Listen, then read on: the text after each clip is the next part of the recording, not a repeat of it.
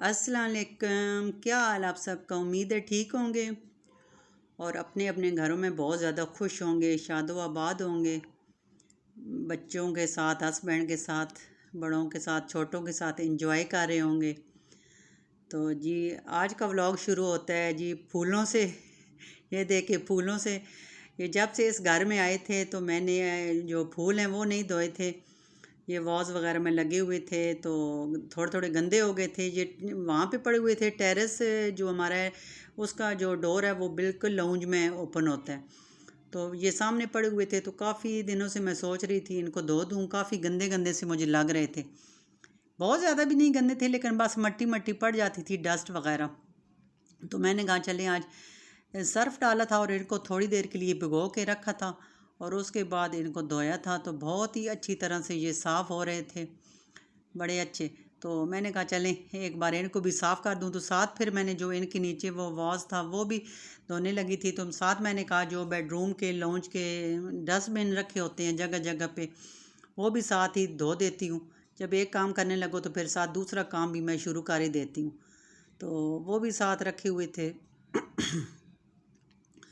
तो आज का दिन बड़ा बिज़ी था, आज मेरे काफ़ी काम थे। मैंने कहा चलें सुबह सुबह नाश्ते के बाद जो घर का थोड़ा बहुत काम होता है, सफाइयाँ करने, बर्तन धोने, वो कर लिए थे। तो उसके बाद ये मैं शुरू हो गई थी इनको धोने के लिए। तो बस बंदा आराम से तो बैठ ही नहीं सकता। बस ये जो कुछ लोग होते हैं जो बस आराम तलब होते हैं, लेकिन मेरी तबीयत के जो लोग होते हैं बस उनको बस एक काम के बाद दूसरा काम नज़र आ ही जाता है कि अब ये करना है, अब ये करना है। तो फिर मैं तो बस सारा दिन लगी ही रहती हूँ, कोई ना कोई काम ढूंढती ही रहती हूँ। क्योंकि मिट्टी से एलर्जी मुझे बहुत ही ज़्यादा है ना, जो भी चीज़ गंदी हो मैं कहती हूँ बस इसको फ़ौरन से पहले मैं एक बार साफ़ कर लूँ। कुछ तबीयत ही ऐसी है तो फिर मैं आराम से बैठती हूँ। तो हालांकि सब कहते भी हैं कि आपकी तबीयत में इस तरह से है, बहुत ज़्यादा थकावट भी हो जाती है। ये नहीं कि थकावट नहीं होती, थकावट भी हो जाती है, लेकिन ये है कि फिर जब काम कर लूँ तो फिर सुकून भी मिल जाता है, ज़हनी भी और जिस्मानी भी आराम आ जाता है कि चलो काम हो गया है ना। तो फिर उसकी वजह से मुझे बहुत ज़्यादा सुकून मिल जाता है। तो ये देखें डस्टबिन भी गंदे थे, लेकिन इस तरह के वो जो दूसरा किचन का मतलब सब्जियों वगैरह का घर का कूड़ा वगैरह होता है वो डस्टबिन मैंने टेरेस पे अलग से रखा हुआ है। जो भी मतलब गंद होता है सारा उसमें डालती हूँ और उसमें भी मैंने शॉपर लगाया होता है, लेकिन उनको फिर मैं इस तरह साथ नहीं धोती, उस डस्टबिन को मैं अलग से धोती हूँ। और ये वो बिन है जो मैं अपने बेडरूम में लाउंज में रखती हूँ। सब बेडरूम में रखे हुए हैं, लाउंज में रखा हुआ है, क्योंकि ये जो अरूश है ये फिर भी छोटी है। तो ये मैं कहती हूँ कि इधर उधर पेज वगैरह इस तरह का कोई पेंसिल शार्प करनी हो, कोई करना हो, तो मैं कहती हूँ इधर उधर ना एक चीज़ फेंका करो, जो जिधर जिधर जाओ अगर उधर काम हो तो फिर उसी बिन में आप चीज़ें डाला करो। तो इसलिए मैंने पूरे घर में अलग अलग से बिन रखे हुए हैं। तो अब मैंने कहा चलिए इनको भी साथ अच्छी तरह से, सर्फ थोड़ा घोला हुआ है इसमें, बड़े टब में आपको नज़र आ रहा होगा, इसमें मैंने फूल धोए थे तो फिर साफ़ था, इतना गंदा नहीं सर्फ था। तो फिर ये भी बिन इतने ज़्यादा गंदे नहीं थे, तो मैंने कहा चलिए इनको भी धो लूँ। और वैसे भी एक हाउस वाइफ का तो बस डेली के ये काम होते हैं। जो घर के अंदर रहती हैं, जॉब करने वाले तो चलो उनके तो अलग ही रूटीन होती है, लेकिन जो घर के अंदर रहते हैं हाउस वाइफ, उनके तो फिर यही काम होता है सारा दिन, अपने घर की देखभाल, बच्चों की देखभाल, खाने पकाने। तो ये देखें ये कितनी अच्छी तरह से साफ़ हो गए थे। थोड़ी देर मैंने इनको भिगो के रखा था और उसके बाद मैंने इनको धो लिए थे, तो बस मिट्टी थी निकल गई थी, बहुत अच्छी तरह से साफ़ हो गए थे। और उसके बाद ये साफ़ पानी में मैंने डाल दिए थे और ये इसी में मैंने फिर सारे बिन भी धो लिए थे। अब तो पानी में भी हाथ है डालते हुए बड़ा मज़ा आता है, इतना ठंडा ठंडा ना दिल करता है बस बंदा सारा दिन पानी में ही बैठा रहे। गर्मी अब इतने दिनों से बहुत ज़्यादा हो रही थी, कुछ दिनों से। तो पानी हमारा बहुत ठंडा ठंडा है, तो मेरा तो दिल करता है बस सारा दिन पानी के काम करती रहूँ और कोई काम ही ना करूँ। ख़ास कर किचन में जाने वाला तो काम करने को दिल ही नहीं करता। एक बार किचन में जाओ तो पसीने से कपड़े जो हैं वो शराबूर हो जाते हैं। तो यहाँ पे मैं काफ़ी देर लगी रही थी ये धोने में। तो मैंने कहा चलें इनको अच्छी तरह से साफ़ कर लूँ। जब सारे धुल गए थे तो उसके बाद मैं इनको सबको टेरेस पे रख दिया था। मैंने कहा अब गीले तो अंदर नहीं रखने, ताकि अच्छी तरह से खुश्क हो लें। और ये सारे जो फूल हैं ये भी वो बास्केट का एक ढक्कन था, तो उसके ऊपर मैंने सारे फूल भी रख दिए थे, और जहाँ धूप बहुत अच्छी पड़ रही थी तो मैंने कहा चलें अच्छी तरह से ये खुश्क हो जाएंगे, उसके बाद इनको अंदर रख दूँगी। तो गीले तो अंदर नहीं रखूँगी। तो ये काफ़ी देर ये बाहर ही पड़े रहे थे। तो ये धोने के बाद तो फिर मैंने कहा चलें पानी पानी तो हुई, तो साथ अरूश को नहला लेती हूँ।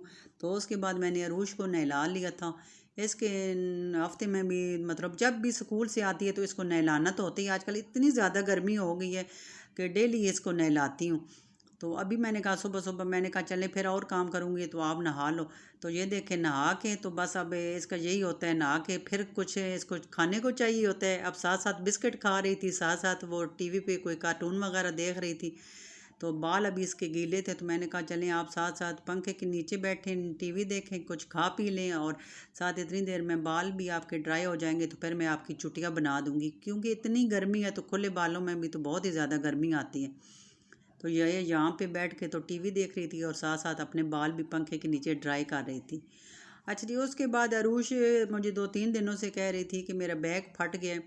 बहुत ज़्यादा बुक्स और नोटबुक बहुत ज़्यादा बच्चों की होती हैं, बहुत ही ज़्यादा हैवी बैग हो जाता है, और फिर लंच बॉक्स भी होता है, साइड पे बॉटल होती है, तो फिर बैग का भी कसूर तो कोई नहीं है। तो ये यहाँ पे साइड पे इसका ना ये देखें सुराख सा हो गया था, इसमें इसने लंच बॉक्स डाला था। और ये देखें, तो पहले तो मैंने सोचा कि अपने हस्बैंड को देती हूँ तो वो नीचे मोची से सिलाई करवा के ले आएंगे। तो उन्होंने कहा खुद पहले ट्राई तो करो, क्या पता घर में हो जाए। तो फिर मैंने कहा चलें खुद ही कर लेती हूँ, इतना बड़ा कौन सा काम है। तो फिर ये मैं नलकी देख रही थी धागा, ये मुझे पर्पल तो नहीं मिल रहा था लेकिन पिंक जो था वो निकल आया था। सारे कलर थे लेकिन वो पर्पल नहीं था। तो मैंने कहा चलें पिंक भी जो है वो मैच हो ही जाएगा। तो यहाँ पे फिर मैं इसकी सिलाई करने लग गई थी। बंदा करे तो क्या काम नहीं कर सकता बस हमारी यही है। पहले मैं भी सोच रही थी कि हस्बैंड बाहर जा रहे थे तो मैंने कहा चले इसको मोच साथ ही, वो हमारे घर के करीब ही मोची बैठता है, तो मैंने कहा चले मोची से ले जाइएगा और इसका बैग जो है ना वो सिलाई करा के ले आइएगा। तो फिर उन्होंने कहा एक बार ट्राई तो करो। तो अब मैं ट्राई कर रही थी तो मैं सोच रही थी भैया अच्छा किया है मोची के नहीं भेजा, खुद ही इसको सिलाइयाँ कर रही हूँ। इतना बड़ा काम तो नहीं है जितना मैं समझ रही थी। तो फिर यहाँ पे मैंने बड़ी सी सुई ली थी क्योंकि इसके अंदर छोटी सुई तो जा नहीं रही थी। तो बड़ी सुई ली थी और इतना मतलब अच्छी तरह से सिलाई हो गया था। अब देखें रूज फिर इसको कितने दिनों तक चलाती है।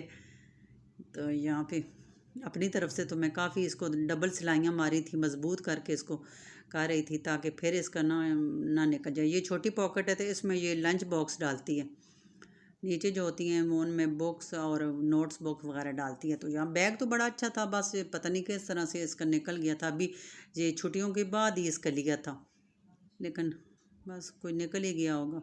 तो अब इसकी इतनी अच्छी मैंने सिलाई कर ली थी, ये देखें माशाल्लाह बिल्कुल अब सही हो गया था। ज़िप बंद करके भी देख रही थी और आपको नज़र आ रहा होगा अब तो बिल्कुल सही हो गया था। तो मैंने कहा चलें ये काम तो फटाफट हो गया था। और अब देख रही थी कहीं और से तो नहीं फटा हुआ, लेकिन अल्लाह का शुक्र है फिर और कहीं से नहीं फटा हुआ था। सारा चेक मैंने इसको किया, इधर उधर से ज़िप वगैरह खोल के अंदर से बाहर से, तो कहीं से भी फटा हुआ नहीं था। बस ये थोड़ा सा आगे से बैग बच्चे रखते हैं तो यहाँ से मुझे थोड़ा सा गंदा लग रहा था। तो मैंने कहा चलें वो पुराना टावल लेके सर्फ़ में भिगो के तो वो इसके ऊपर लगाऊंगी तो ये फिर साफ़ हो जाएगा। इसके ऊपर सर्फ़ वाला टावल लगाएं ना, थोड़ा सा रगड़ें तो ये बिल्कुल साफ़ हो जाएगा। तो फिर उसके बाद अरूश के जी ये मतलब पूरे वीक के मैंने अब ड्रेस लिए हुए हैं, 5 इसके हैं। 2 अभी लिए हैं, 3 पहले के थे। कुछ तो इसने ख़राब कर दिए थे पेंट वगैरह लगा के, लेकिन कुछ अभी बेहतर थे। तो 5 दिनों के 5 थे।